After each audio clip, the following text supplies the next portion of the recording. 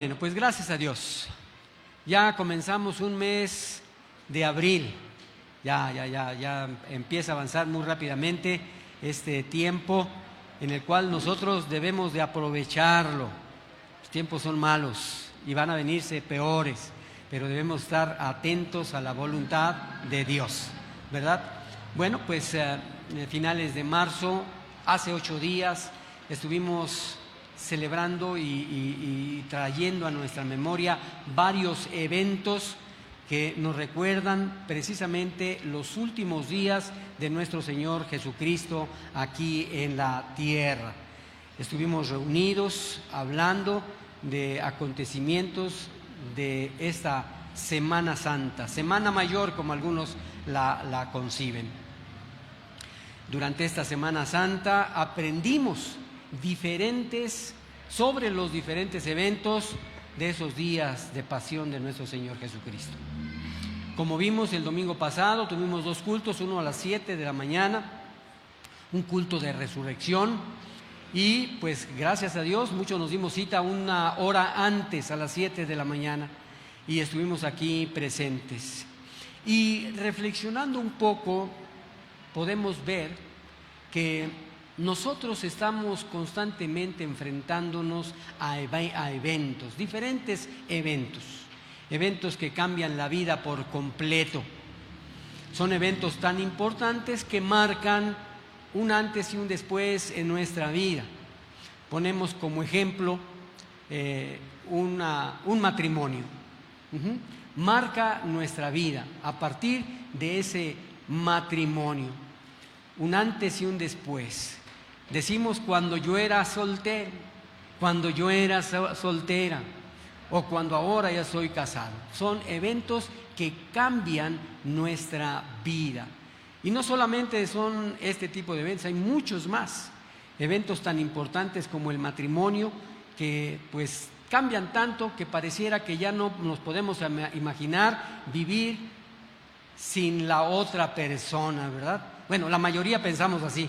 ¿Qué sería de mí si no estuviera con esa persona? Creyendo que estamos bendecidos, ¿verdad? Por supuesto. Hay otro evento que también cambia nuestra vida, que es el nacimiento de un hijo. Ya el nacer de un hijo cambia completamente nuestro panorama. Físicamente antes del hijo sí dormíamos. Físicamente después del hijo ya no dormimos. Y no porque sean bebés, aun cuando sean adolescentes y hasta casados, ya no dormimos. Son eventos que cambian nuestra vida. Pero hay un evento, amados hermanos, que ha transformado por completo la historia. Y todos lo sabemos. No solo ha cambiado una persona o una familia, sino que ha cambiado toda la humanidad. De hecho, nuestro calendario se organiza en relación a este evento. Y me refiero, por supuesto, a la venida del Señor Jesús al mundo. Tan importante fue su vida y su venida que el calendario se divide en 2, antes y después de Jesucristo. Bueno, fíjate bien lo que te voy a decir, todo lo que Cristo hizo, pudo haber sido intrascendente si no hubiera resucitado. El Señor Jesús sería simplemente otro entre muchos maestros que enseñaron cosas muy buenas. Pero su resurrección es la demostración de que el Señor Jesús es más que un simple maestro. Por su resurrección, todos nosotros tenemos una gran esperanza. La resurrección de nuestro Señor Jesucristo significa que su Padre aceptó su sacrificio como pago suficiente por nuestros pecados. Ahora, cuando confiamos en Él y nos entregamos a Él, podemos estar seguros de nuestra salvación. ¿Sabes por qué? Porque Jesucristo resucitó. Ahora, Este resucitar es la confirmación y el sello de nuestra salvación. Pero esto es solamente una introducción, no voy a hablar otra vez de la resurrección en esta predicación, es solamente una introducción, porque a manera de introducción para el día de hoy voy a plantear una pregunta para iniciar. Les decía en la mañana a nuestros hermanos que hoy estoy muy preguntón. Así que la primera pregunta que tengo para la iglesia es: ¿qué hay con el después de la resurrección de Cristo? Nosotros ya vimos con detalle qué es y cómo sufrió el Señor Jesucristo y resucitó. Ahora, ¿qué es de tu vida? ¿Qué es la vida tuya y qué es la vida de la iglesia después de la resurrección? ¿Cómo vivimos ahora? Sabiendo que Cristo nació, se sacrificó, murió y resucitó. ¿Cómo vivimos ahora después de la resurrección? Segunda pregunta. ¿Qué diferencia puede haber en nuestras vidas si el Señor resucitó? ¿De qué manera estamos viviendo por el hecho de que Dios, el Señor Jesucristo, resucitó?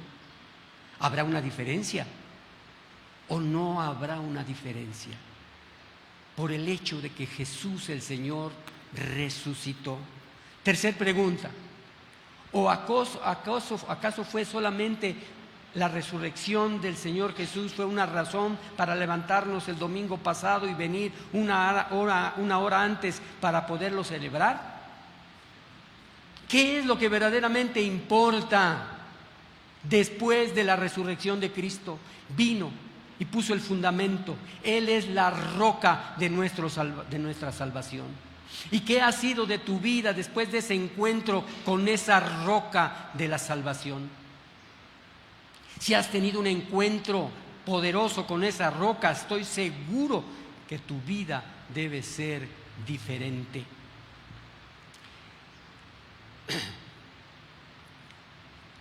Gracias a Dios, Él fue el fundamento, Él inició la iglesia y ahora tú y yo pertenecemos a la iglesia de Cristo. Hasta ahí, muy bien, gracias a Dios. Pero ahora te planteo otra pregunta. ¿Qué es para ti la iglesia? ¿Qué es para ti la iglesia? Porque sé algunas respuestas por personas que he visto, por lugares donde he ido, sé algunas respuestas, pero lo importante es para ti, ¿qué es la iglesia? Porque fíjate, para algunos la iglesia es un lugar donde van a ver a alguno de sus amigos. Ahí voy a ver a mi cuate, a mi amiga, a mi brother, ¿sí o no?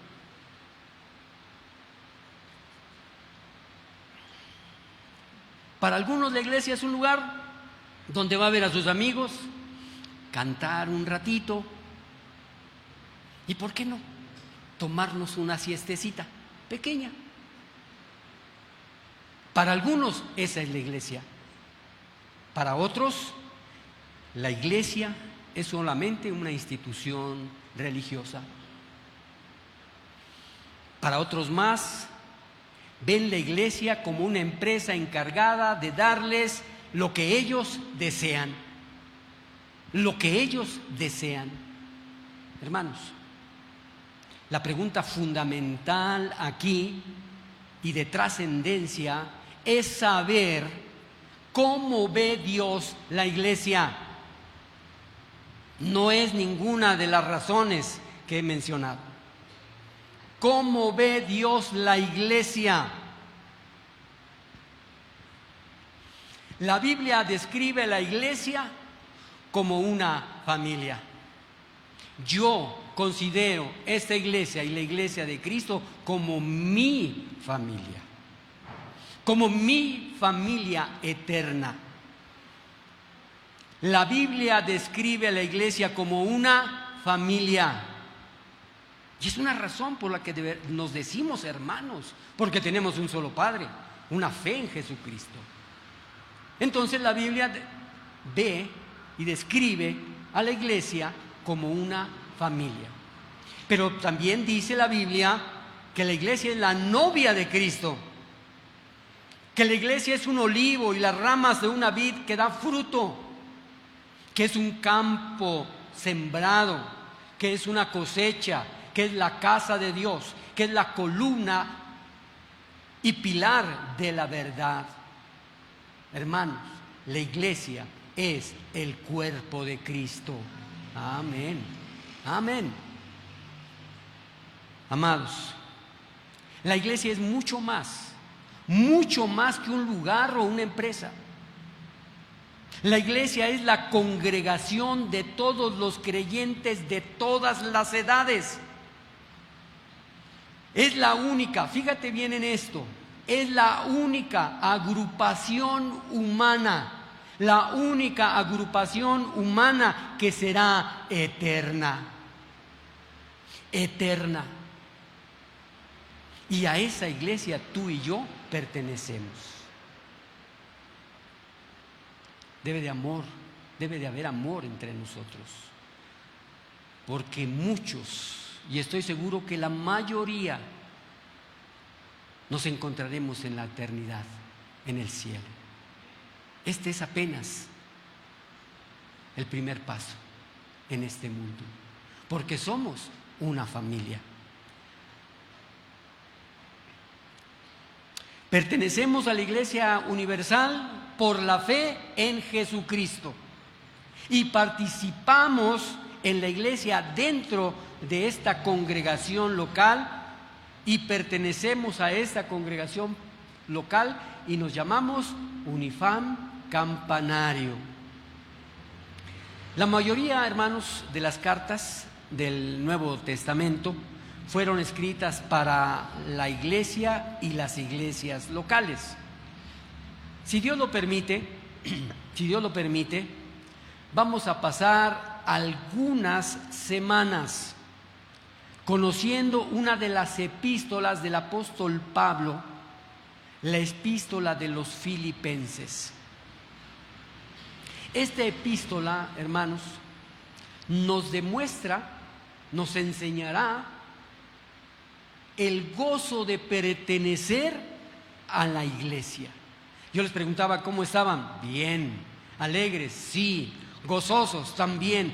Vamos a aprender cómo gozarnos de pertenecer a la iglesia de Jesucristo. Así que mi anhelo y mi oración durante varias semanas es que esta carta nos dé a conocer y que podamos experimentar ese gozo y más aún un crecimiento como miembros de la iglesia de Jesucristo, porque ya el Señor Jesucristo resucitó y ahora nosotros debemos ser una iglesia que funciona, una iglesia que funciona. Así que vamos a aprender, y mi oración y tu oración debe ser precisamente que podamos experimentar ese gozo y ese crecimiento. Hoy vamos a leer solamente dos versículos de esta hermosa epístola, el versículo 1 y 2 de Filipenses. Y déjame decirte algo un poco antes de leer. En la actualidad, ¿cómo firmamos nuestras cartas? Bueno, de hecho ya ni hacemos cartas. ¿Quién hace cartas ahora? ¿Manda usted cartas por correo? Ya no. Pero las cartas por correo, ¿verdad?, las firmábamos al final y decíamos, por ejemplo, si le escribíamos a un nieto, tu querido abuelo que te ama, ¿sí o no? Firmábamos las cartas al final. Bueno, todavía lo seguimos haciendo, ya no de puño y letra, pero sí lo hacemos por correo electrónico, ¿verdad? Y finalmente, de todas maneras, firmamos al final, nos identificamos y mandamos un saludo. Déjenme decirles que en el pasado no era así. En el pasado, en la antigüedad, en el mundo antiguo, el autor se identificaba al principio y luego daba un saludo a sus lectores. Estos dos versículos que vamos a ver el día de hoy, que son pequeños, tienen mucho que enseñarnos, porque así dice la Escritura. Filipenses 1, versículo 1 y 2. Si lo tienes ahí en la pantalla, si lo quieres subrayar como un versículo visto en una predicación, está bien. Dice la palabra del Señor: Pablo y Timoteo, siervos de Jesucristo, a todos los santos en Cristo Jesús que están en Filipos, con los obispos y los diáconos. Gracia y paz a vosotros de nuestro Padre y del Señor Jesucristo. Hermosas palabras que vamos a sacarles jugo por el contenido que tienen. Vamos a plantearles a estos dos versículos 3 preguntas importantes que la misma palabra de Dios nos dará la respuesta. Pablo había plantado la iglesia en la ciudad de Filipos durante su segundo viaje misionero. Timoteo lo había acompañado junto con Silas. Así que algunos de los miembros de la iglesia lo conocían. Y lo que estamos leyendo aquí no es una carta burocrática, no es una carta llena de órdenes y tampoco es una carta de dictámenes. Déjame mostrarte cómo es esta carta. Es una carta espontánea y afectuosa. Una carta es la carta espontánea y de afectuosa expresión de alguien que aprecia en alto grado a todos los filipenses. Está escrita como de un amigo a otro amigo. Esta es la iglesia, esta es la carta que vamos a ver. Es una carta cálida, es una carta personal. Es una carta escrita por dos personas que conocían a los hermanos de la iglesia y les escribía con un profundo amor. Y dicho sea de paso, hermanos, las relaciones que tenemos como hermanos en la fe debería ser marcada de esta manera. Nuestra convivencia debe de ser con un gran amor y respeto, con una gran humildad por el amor que nos une, por la fe que tenemos en Cristo Jesús. Y esta es la carta, una carta escrita a los hermanos filipenses con un gran amor. Y debemos nosotros tratarnos con ese amor, no con una fría cordialidad, sino con amor, con cariño, aunque a veces no estemos de acuerdo con algunas cosas. Somos familia, somos familia. Pablo y Timoteo se identifican como siervos de Cristo Jesús. En otras cartas, Pablo se identificó como apóstol, pero aquí se expresa con humildad y describe simplemente que es un siervo del Señor Jesús. Más adelante, el mismo apóstol Pablo nos llama a nosotros a tener esa misma humildad en nuestro trato con los demás. Hermanos, estas frases nos demuestran la calidez, la humildad que debemos siempre perseguir dentro de la iglesia. Porque, miren, hay algo que tenemos que reconocer con una profunda tristeza. Hay que reconocer con tristeza que a veces hemos fallado en esto, que el amor está ausente y que la humildad no existe. Pero, amados hermanos, debemos esforzarnos, de verdad debemos esforzarnos por ser una iglesia donde el amor y la humildad se reconocen y se expresan. Esta sería una iglesia que funciona. En los cortos versículos que hemos leído, encontramos las respuestas, como les decía, a 3 preguntas importantes acerca de la iglesia. Busquemos la respuesta juntos para comprender más acerca de nuestra propia participación, en la iglesia.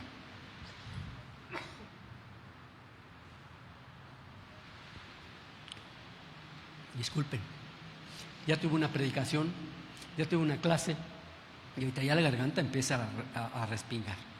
Bien, busquemos la respuesta juntos para comprender más acerca de nuestra participación en la iglesia. Y la primera pregunta que le vamos a hacer al texto es esta: ¿quiénes son los que pertenecen a la iglesia? ¿Quiénes son los que pertenecen a la iglesia? Mira, en algunas de sus cartas, el apóstol Pablo se dirige a la iglesia de cierto lugar. Y si notamos aquí, en esta carta él no menciona a la iglesia, sino a sus miembros. Los define de una manera muy particular. Dice: todos los santos en Cristo Jesús que están en Filipo. ¿Quién? Todos los santos de Cristo que están en Filipos. Hermanos, cada iglesia local, Unifam Campanario, Unifam La Loma, Unifam Izcalli y la iglesia de Cristo en el mundo, está conformada por los santos que son parte de la iglesia. Así como la iglesia universal es la congregación de todos los santos. Y fíjate bien, cuando hablamos de los santos, este pasaje no se refiere a figuras hechas de yesos, como alguno podría pensar. No, está hablando de la iglesia, de los santos de Jesús, de Jesucristo. Un santo es la persona que ha sido santificada por la fe en Jesús. Fíjate bien, cuando nosotros entregamos nuestra vida al Señor Jesús, su sangre nos limpia, su espíritu nos purifica, nuestros corazones son transformados y ahora le pertenecemos ¿a quién? A Dios. Hemos sido separados del mundo para ser de Dios. El bautismo es la señal exterior de esta transformación interior. En el bautismo pasamos por las aguas de la muerte. Ahora vivimos para Dios. Por tanto, somos santos por la fe en Jesucristo. Así que no te extrañe si alguna vez algún predicador aquí, yo mismo, alguno de los hermanos se dirija a ustedes como los santos de Dios. Sabes la razón.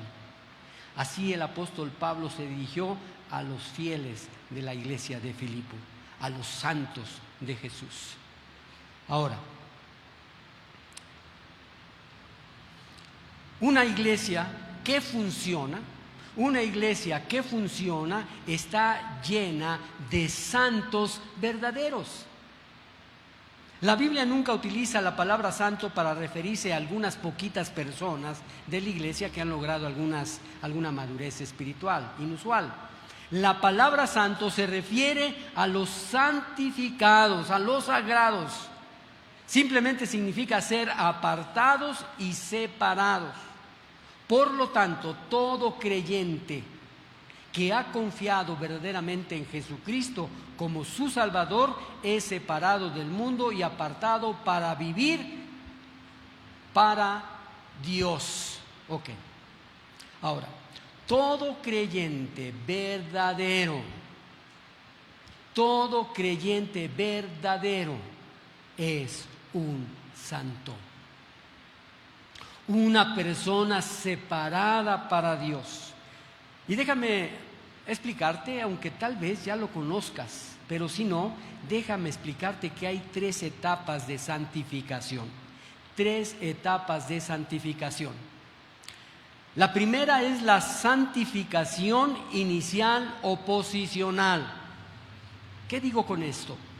Cuando una persona cree en Cristo, es separado inmediatamente para Dios de una vez y por todas. Y entonces ahí se da la santificación inicial. Hemos sido apartados del mundo.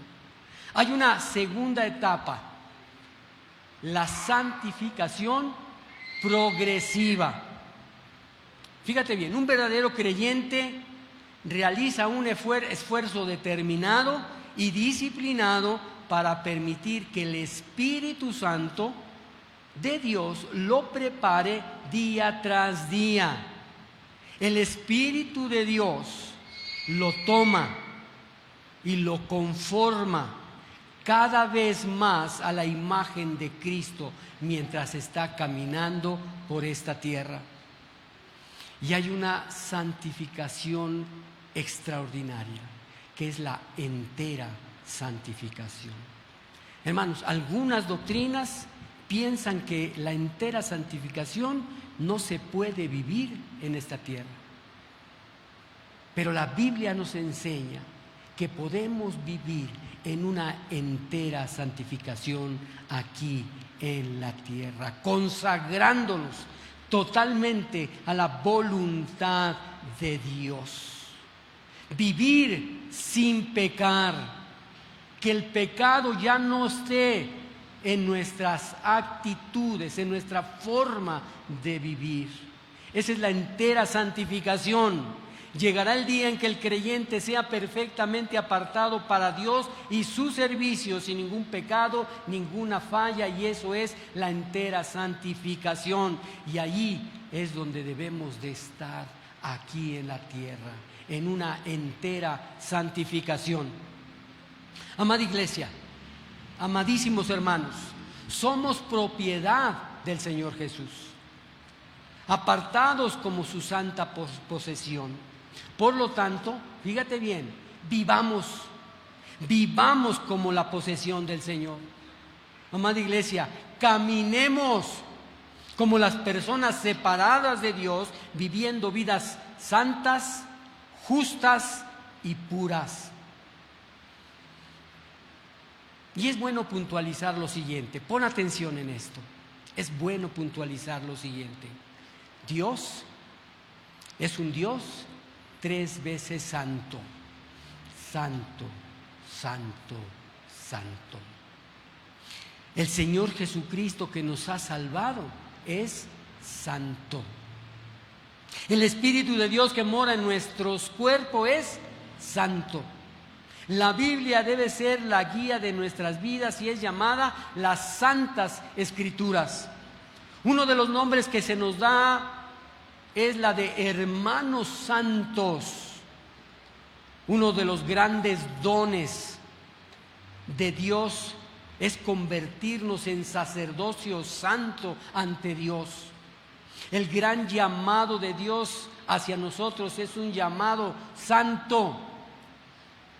El gran propósito del regreso del Señor es el de presentarnos santos ante Dios. Y uno de los grandes legados que recibiremos cuando regrese el Señor es la ciudad santa. Amén. Amén. Voy a pedirles un favor. Pónganse todos de pie.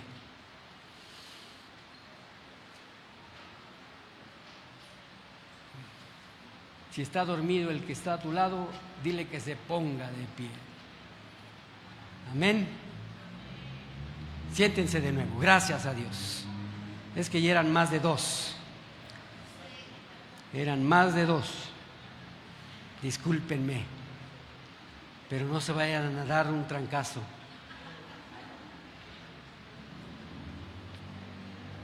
Ahora, hay algo importante, hermanos, y muy importante, ya que todos están despiertos. A la luz de todo lo que Dios hizo, está haciendo y hará, a la luz de todo lo que Dios ha hecho por nosotros, te pregunto y me pregunto, ¿cómo podemos menos que vivir una vida santificada y santa ante Dios? ¿Cómo podemos ser complacientes, adormecidos y no motivados? ¿Cómo podemos permitirnos vivir vidas de rutina y de falta de preocupación? ¿Cómo podemos vivir vidas de indulgencias, libertinaje, egoísmo, inmoralidad, perversión, malignidad y maldad? ¿Cómo? Después de todo lo que el Señor es y nos está llamando a hacer. Reflexionemos lo siguiente. La iglesia de Filipos, los santos de la iglesia de Filipos eran personas muy diferentes, muy diferentes. Uno de ellos era carcelero. Y de hecho la historia nos platica, nos narra que había encerrado a Pablo, al mismo Pablo, bajo las órdenes del gobierno. Se cuenta que en una noche de terremoto, despertó a este carcelero y estaba a punto de quitarse la vida pensando que todos los prisioneros habían escapado, cuando Pablo le dijo que no lo hiciera. Y esa misma noche este carcelero aceptó al Señor. La vida y los miembros de la iglesia de los filipenses eran muy diferentes. Otros miembros eran dos mujeres muy diferentes. Una de ellas fue la primera en convertirse. Se llamaba Lidia y era comerciante de telas finas. Una mujer con dinero, una mujer con posición. Otra mujer de la congregación era una joven esclava que había sido liberada por el apóstol Pablo de un espíritu maligno. Esa mujer era de bajo nivel social, pero adoraba a Dios junto con Lidia, la empresaria adinerada. Son personas muy diferentes, pero la fe en Jesucristo era el lazo que las unía a todos estos santos en una sola iglesia. Amados hermanos, aquí somos muy diferentes, muy diferentes. Algunos estamos dedicados, ya no somos empleados de ninguna empresa. Algunos otros tienen su propio negocio. Algunos más ya no pueden trabajar. Otros más apenas están estudiando. Otros más somos diferentes, pero nos une la fe en Jesucristo. Y somos parte de una iglesia y estamos aquí para entender y aprender a ser una iglesia que funciona, Hermanos, sin importar la raza, importar el idioma, el nivel social, el nivel educacional, todos por igual formamos parte de la iglesia y hemos sido santificados por la fe en Jesucristo. Ahí está ya la respuesta a la primera pregunta. ¿Quiénes conforman la iglesia? La segunda pregunta que le vamos a hacer a este texto es la siguiente: ¿quiénes son los líderes de la iglesia? Pues ya sabemos, ¿verdad?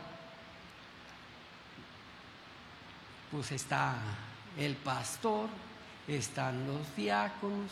Bien, es correcto. Pero vamos a ver qué puede respondernos esta parte de la palabra. cuando saluda a la iglesia, el apóstol Pablo menciona dos grupos en particular: los obispos y los diáconos. Ahora, cuando escuchamos estas palabras, se nos vienen ciertas ideas a la mente que tienen más que ver con una tradición que con la Biblia. Vienen a nuestra mente muchas cosas, palabras muy de mucha tradición: obispo y diáconos. Ahora, cuando escuchamos esas palabras, así se nos vienen a la mente muchas cosas, pero vamos a considerar su significado verdadero. Mira, la palabra obispo significa supervisor, supervisor. De otros pasajes llegamos a entender que las palabras obispo, anciano, presbítero se refieren a las mismas personas. Obispo, anciano, presbítero se refiere a las mismas personas. De hecho, fíjate, cuando estamos en la escuela, a los maestros les decimos maestros. ¿De qué otra manera le decimos a los maestros? Profesores. ¿De qué otra manera? Catedráticos, ¿verdad? Lo mismo. Obispos, presbíteros, pastores, es lo mismo. ¿Y qué significa? Que son supervisores. Ahora, los líderes que guían a la iglesia tienen diferentes nombres, pero un solo oficio. ¿Cuál es el oficio? El ministerio pastoral. La palabra diácono significa siervo, siervo. Son las personas que se dedican a servir dentro de la iglesia, especialmente cuando hay necesidades prácticas. Fíjate bien, durante los primeros años de la iglesia se presentó un problema con la distribución de los alimentos a las viudas pobres. Algunas personas dentro de la iglesia creían que ciertas viudas estaban completamente desatendidas. Entonces, para resolver el problema, la iglesia escogió a 7 hombres bien fuertes, bien dispuestos, con mucho dinero, ¿verdad? No. Fueron a 7 hombres llenos del Espíritu de Dios para servir. Esos son los diáconos.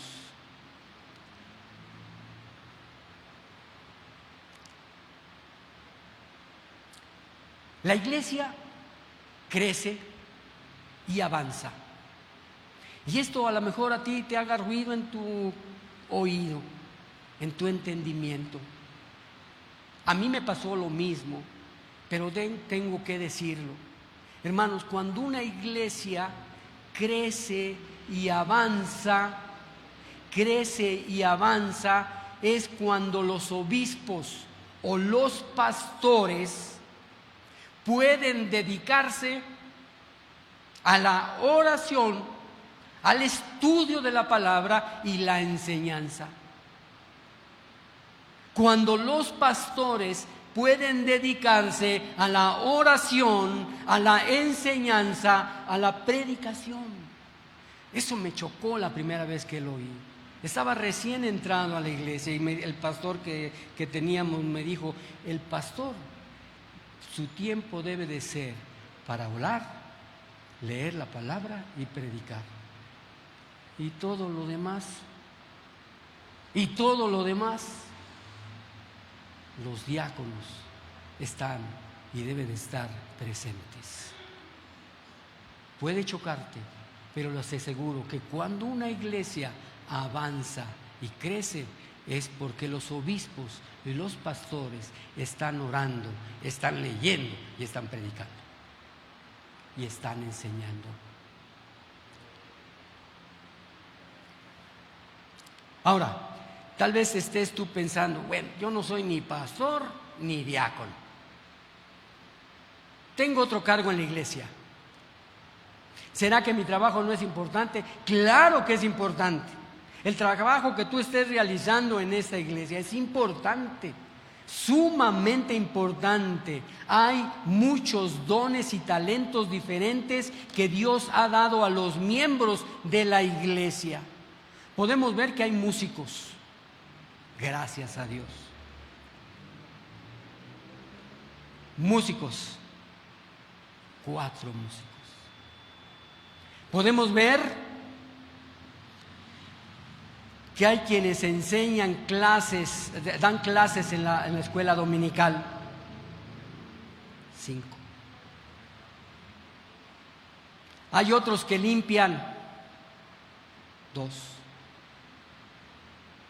Otros que luchan en oración por la congregación, espero que sean muchos. Pero hermanos, Dios nos ha dado dones, nos ha dado talentos, nos ha dado habilidades, y nosotros tenemos que participar en una iglesia que funciona. Si Dios te ha dado el talento musical, ponte en contacto con Juan, con Erika, con Samuel, con Manuel, y pon a funcionar los dones que Dios te ha dado, y que no sean 4 los de la alabanza, sino muchos más. Si Dios te ha dado entendimiento y puedes enseñar, acércate al liderazgo para que podamos tener muchas más clases en los domingos o unas entre semana.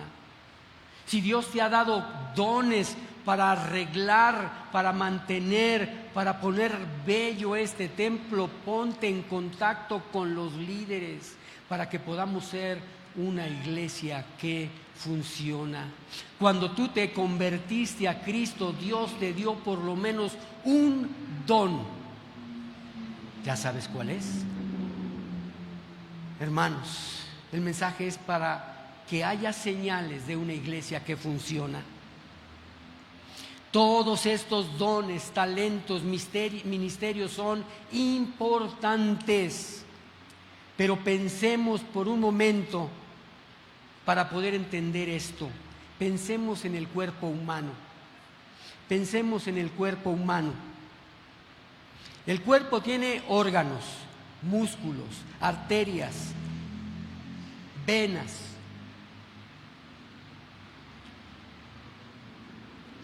Pero lo que le da estructura al cuerpo humano y orden son los huesos. ¿Sí?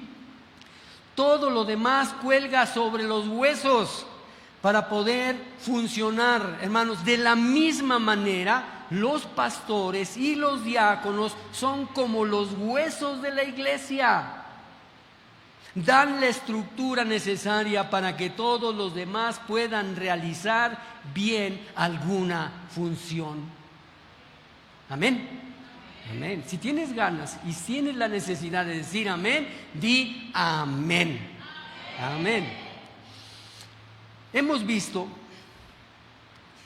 quiénes son los miembros de la iglesia y quiénes son los líderes de la iglesia. Nos queda una pregunta más para hacerle a este texto. ¿Cuál es la fuerza motora de esta iglesia?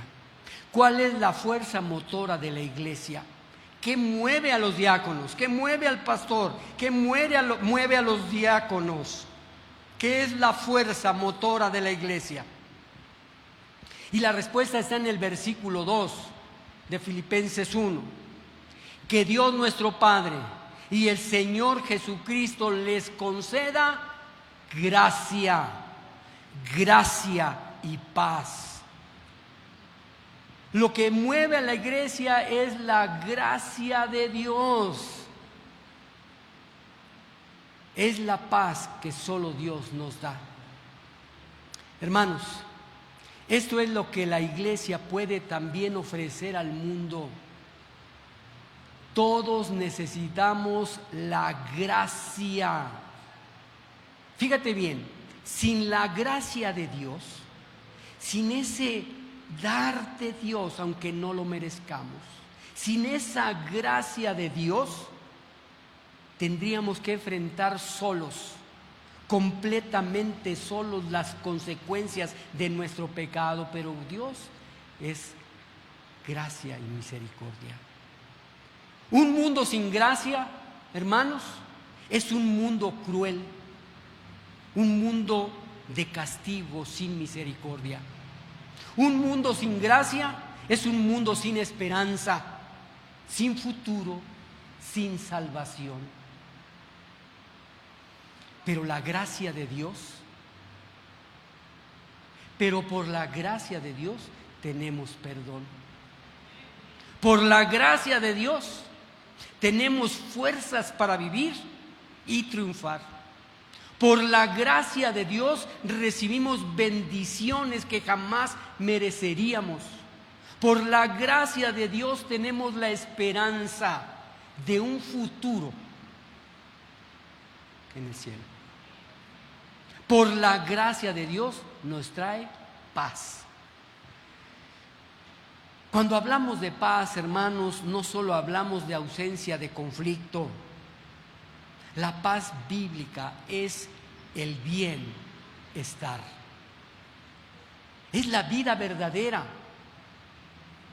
Es la vida abundante. Es la vida real que solo Jesús nos puede dar. Pablo menciona juntos a Dios el Padre y al Señor Jesucristo, diciendo que la gracia y la paz vienen de ambos. Al hacer esto, los pone al mismo nivel y nos muestra la divinidad del Señor Jesús. Hermanos, la iglesia no existe para condenar al mundo. La iglesia no existe para condenar al mundo, porque a veces así parece. Algunas personas se gozan en señalar los errores del mundo, pero el mundo se está condenando solo. La iglesia tampoco existe para escaparse del mundo, aunque a veces quisiéramos hacerlo. Jesús dijo que tenemos que estar en el mundo, pero que no pertenecemos al mundo. Hermanos, la iglesia existe para proclamar la gracia de Dios. El mundo está viviendo sin gracia, sin esperanza. El mundo se está destruyendo. Y la iglesia existe para proclamar la gracia de Dios. Viviendo en esa gracia y disfrutando de esa gracia. Tenemos que proclamar, vivir y disfrutar la gracia de Dios. Somos llamados como los santos de Dios. Y somos llamados a vivir en su gracia para compartir su gracia con los demás. Cuando lo hacemos, nos convertimos en una iglesia que cumple su función. Una iglesia que funciona. Y por último, mis últimas preguntas del día de hoy. La primera es esta. Y respóndete con toda honestidad. ¿Perteneces a la iglesia de Jesucristo? Segunda pregunta. ¿Eres uno de los santos? En el culto de la mañana vi en esta parte de acá alguien que dijo, no.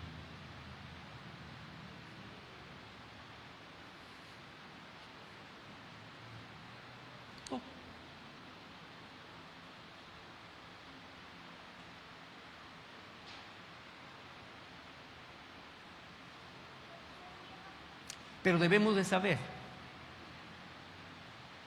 que Dios tiene la puerta abierta,